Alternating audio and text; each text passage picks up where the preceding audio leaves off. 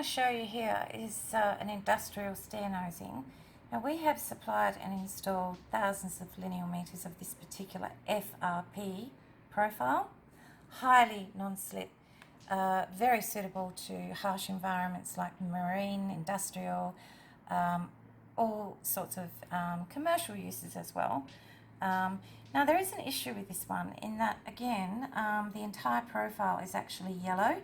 So because the yellow in this situation on the tread, which is the contrast colour against the steps, it actually extends down the riser by, in this case, 30mm.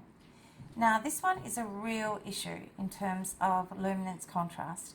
The luminance contrast of the step, i.e. yellow, cannot extend down the face of the riser more than 10mm. And simply the reason is people may not lift their foot high enough to differentiate between the riser of the step and the actual tread, and literally they may fall up the steps. Okay, so what we've got here is we've got a similar profile. It's yellow, FRP, highly non-slip.